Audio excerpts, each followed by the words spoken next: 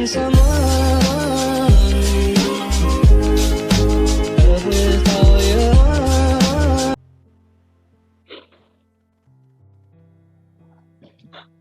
Assalamualaikum warahmatullahi wabarakatuh.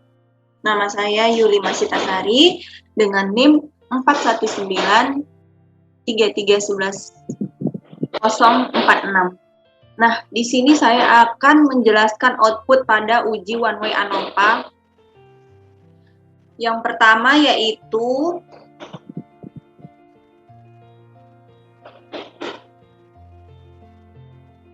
pada hasil output deskriptif. Nah, pada hasil output deskriptif ini dapat kita lihat jumlah N atau jumlah datanya yaitu pada SD 5, SMP 5, dan SMA 5 dengan total 15. Nah, kemudian kita lihat nilai rata-rata pada output di tabel min ini, pada kolom min, didapat bahwa rata-rata dari SD sama dengan 4,20 dan rata-rata dari SMP sama dengan 1,40 dan rata-rata dari SMA sama dengan 3,00. Maka dapat disimpulkan secara deskriptif bahwa nilai rata-rata skor sikap yang tertinggi yaitu pada SD, yaitu sebesar 4,20 dengan standar errornya yaitu 0,374, untuk SMP 0,245, untuk SMA 0,548, kemudian untuk totalnya yaitu total keseluruhannya sebesar 0,376. Nah, kemudian kita masuk kepada tabel output test of homogeneity of variance. Nah, di sini dapat kita lihat untuk berdasarkan ini kita lihat nilai signifikannya yaitu sebesar 0,662. Nih, 0,662. Nah, untuk based on min-nya.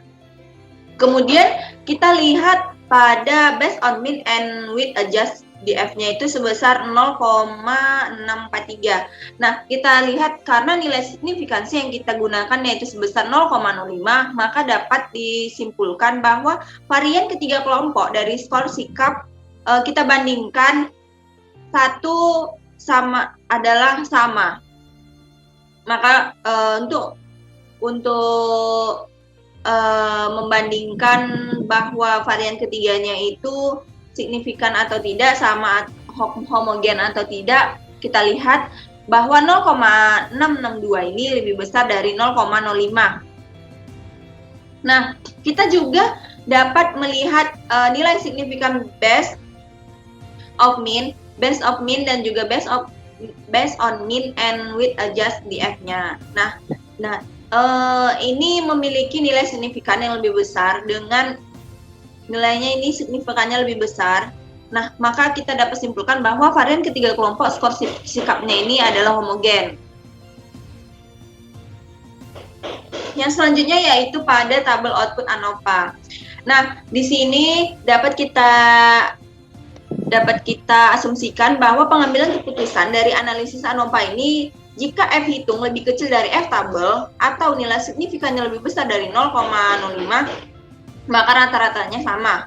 Nah, apabila jika F hitung lebih besar dari F tabel atau nilai signifikansinya lebih kecil dari 0,05, maka rata-ratanya berbeda. Nah,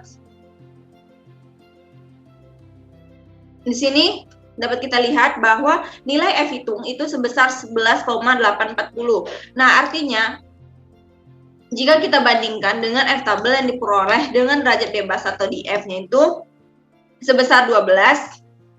Nah, DF within grupnya itu sebesar 12.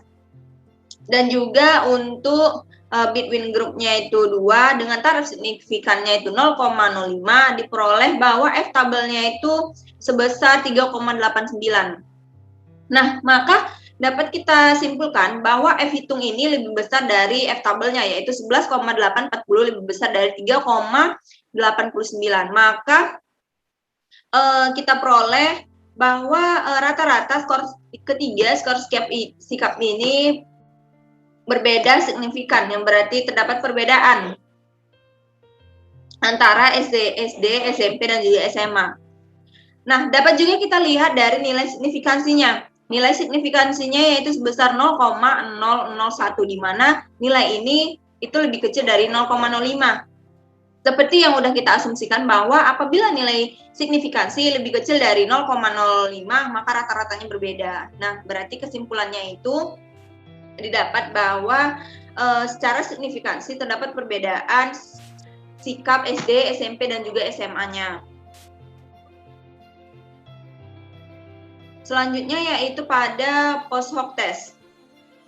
Pada tabel output ini, untuk multiple comparison-nya kita lihat pengujian perbandingan untuk menentukan apakah rata-rata sikap SD, SMP, dan juga SMA-nya itu signifikan dalam jumlah analisis variansnya. Maka kita dapat bandingkan dari rata-rata skor sikap SD dengan SMP, maka rata-ratanya yaitu 2,800. Nah, dengan ini diperoleh angka dari rata-rata skor sikap SD yaitu 4,20 dikurangi dengan skor sikap SMP-nya 1,40. Nah, itu didapat dari tabel deskriptifnya. Nih. Setelah itu, nah, jika dikurangkan maka dapat perbedaan rata-rata berkisar 1,40. Nah, sementara perbedaan rata-rata skor sikap SD dengan SMP dengan low band yaitu sebesar 1,20 sampai dengan upper bound-nya yaitu 4,34 dengan tingkat kepercayaan 95%, maka terdapat perbedaan rata-rata antara skor sikap SD dengan SMP tersebut. Nah, kita juga dapat melihat pada nilai signifikansinya. Nilai signifikansinya yaitu didapat sebesar 0,01, di mana itu lebih kecil dari nilai signifikansi 0,05. Maka dapat disimpulkan bahwa rata-rata skor sikap SD dengan SMP tidaklah signifikan. Selanjutnya kita bandingkan rata-rata dengan antara skor sikap SD dengan juga SMA. Nah, di sini didapat dengan mean difference-nya itu sebesar 1,200, di mana nilai ini diperoleh dari skor sikap SD yaitu 4,20 dikurang dengan skor sikap SMA-nya yaitu sebesar 3,00. Dengan perbedaan rata-rata lower bound-nya 0,34 sampai dengan upper bound-nya yaitu 2,74. Nah, dengan derajat kebebasan juga yang kita gunakan yaitu 95%, maka didapat kesimpulan bahwa rata-rata antara skor sikap SD dengan SD dengan SMA yaitu signifikan. Ini juga dapat kita lihat dengan nilai signifikansinya, di mana 0,136 ini lebih besar dari 0,05. Kemudian untuk skor sikap SMP dan juga SD. Nah, di sini didapat mean difference-nya itu sebesar minus 2,800, di mana dengan lower bound-nya dan juga upper bound-nya yaitu sebesar minus 4,34 dan juga minus 1,26 dengan derajat kebebasan 95%, maka didapat bahwa rata-rata dari skor sikap SMP dengan SD ini tidak signifikan. Karena di sini dilihat bahwa nilai signifikansinya juga kita lihat yaitu sebesar 0,01, di mana ini lebih kecil dari 0,05, maka tidaklah signifikan. Selanjutnya pada rata-rata skor sikap SMP dan juga SMA. SMP dengan SMA. Maka di sini didapat angka rata-ratanya sebesar minus 1,600. Nah, angka ini diperoleh dari rata-rata pada output deskriptif. Pada output deskriptif SMP itu 1,40 dikurangi dengan skor sikap SMA yaitu sebesar 3,00, maka didapat perbedaan rata-rata berkisar minus 3,14 untuk lower bound-nya dan juga upper bound-nya sebesar minus 0,06. Nah, pada tingkat kepercayaan juga yang kita gunakan 95% diuji. Untuk perbedaan rata-ratanya, kita lihat nilai signifikannya bahwa nilai itu lebih besar atau lebih kecil ternyata kita lihat nilai signifikansinya yaitu lebih kecil dari 0,05. Kita lihat bahwa 0,042 ini nilai signifikansinya lebih kecil dari 0,05. Maka untuk rata-rata skor sikap SMP dengan SMA ini tidaklah signifikan. Selanjutnya yaitu rata-rata skor sikap SMA dengan SD. Kita dapatkan bahwa nilai mean difference-nya itu sebesar minus 1,200. Di mana angka ini juga diperoleh untuk rata-rata pada tabel output deskriptif SMA yaitu sebesar 3,00 dikurang dengan 4,20, maka didapat perbedaan rata-rata berkisar minus 2,74 untuk lower bound-nya dan juga untuk upper bound-nya yaitu sebesar 0,34. Nah, kita juga dapat melihat dari tabel output-nya signifikansinya. Nah, nilai signifikansinya ini kan 0,136, di mana nilai ini lebih besar dari signifikansi yang kita gunakan yaitu 0,05. Maka dapat disimpulkan bahwa rata-rata dari skor sikap SMA dengan SD ini adalah signifikan. Dan yang terakhir itu rata-rata jumlah SMP dan juga SMA. Kita dapat lihat bahwa terdapat perbedaan rata-rata sebesar 1,600, di mana nilai ini didapat dari tabel output deskriptif SMA. Nilai skor sikap SMA 3,00 dikurangi dengan nilai sikap SMP yaitu 1,40. Dengan hasil lower bound itu sebesar 0,06 dan juga upper bound-nya 3,14.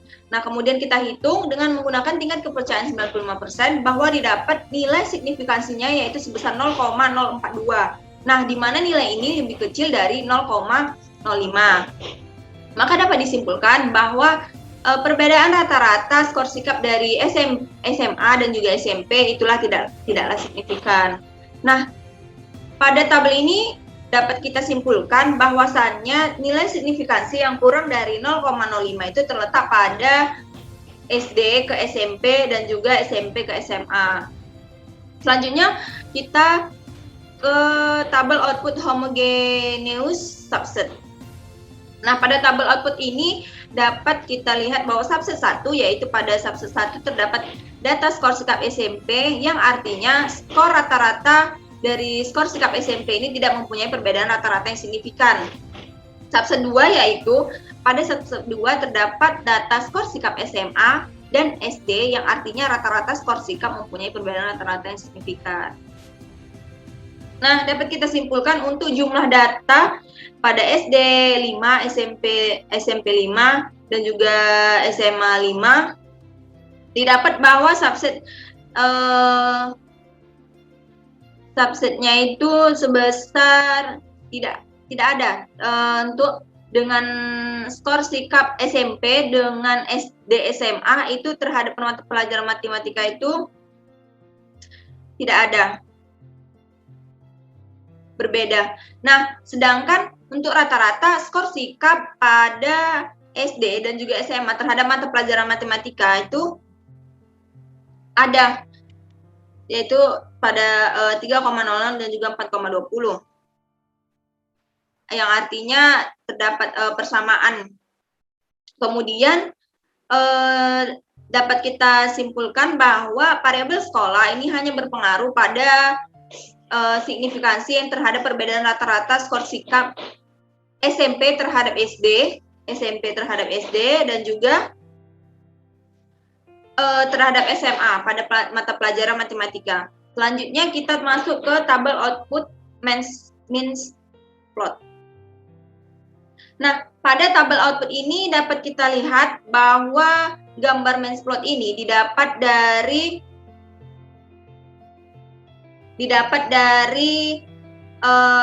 nilai mean atau nilai rata-rata SD yang diperoleh. Nilai rata-rata SD yang diperoleh yaitu sebesar 4,20. Maka grafiknya atau ini berada di titik 4,20. Nah, selanjutnya untuk nilai rata-rata SMP yaitu sebesar 1,40. Maka untuk titiknya terdapat di sini. Nah, untuk skor SMA yaitu sebesar 3. Maka dapat kita lihat dari diagram bahwa grafiknya ini itu titik di 3. Maka ini bentuk dari main plotnya seperti ini, sehingga dapat kita simpulkan bahwa diagram main plot ini itu untuk nilai min yang tertinggi pada min SD. Sekian untuk penjelasan output tentang uji one way ANOVA ini pada contoh 1. Kurang lebihnya saya mohon maaf. Wassalamualaikum warahmatullahi wabarakatuh.